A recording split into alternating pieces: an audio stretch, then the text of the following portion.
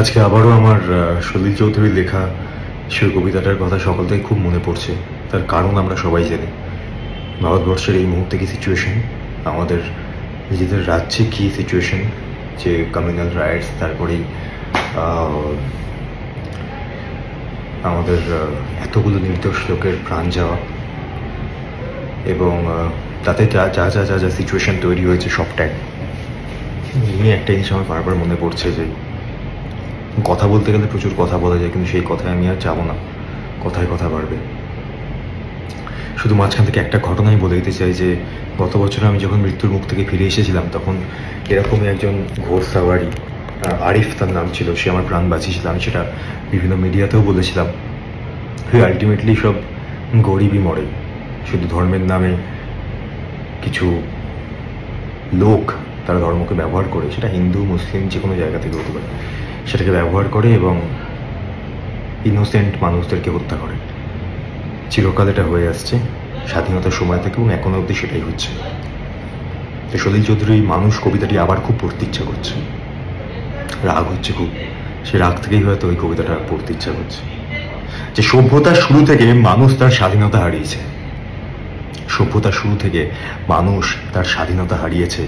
তাকে শাসন করে এসেছে প্রথা, রীতি, নীতি, ধর্ম, মতবাদ ইত্যাদির মুখোশ পরা শাসক গোষ্ঠী।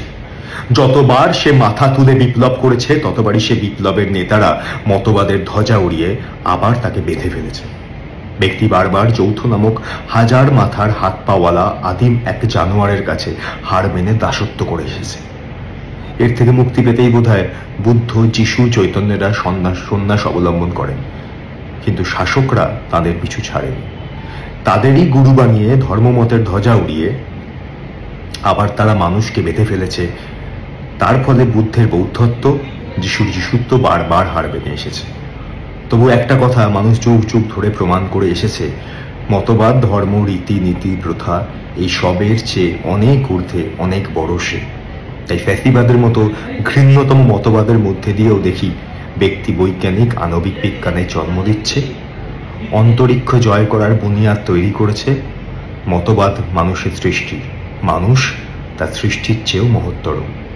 আমরা যতক্ষণ সচেতনভাবে শ্বাস টানি, তার প্রতি মুহূর্ত কাটে আমাদেরই সৃষ্ট বন্ধন থেকে।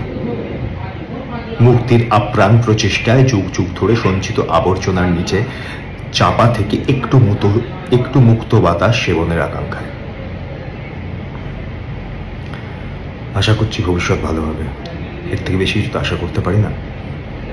আপাতত এইটুকু, চেষ্টা করি সবাই ভালো থাকার।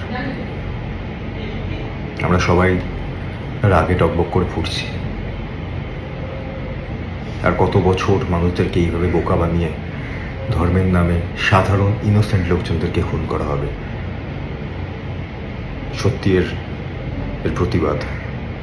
প্রতিবাদ সবার মন খুলে করা উচিত। এর একটা শেষ দেখতে চাই। রাজনীতিকে বারবার এইভাবে জিততে দেওয়া যাবে না।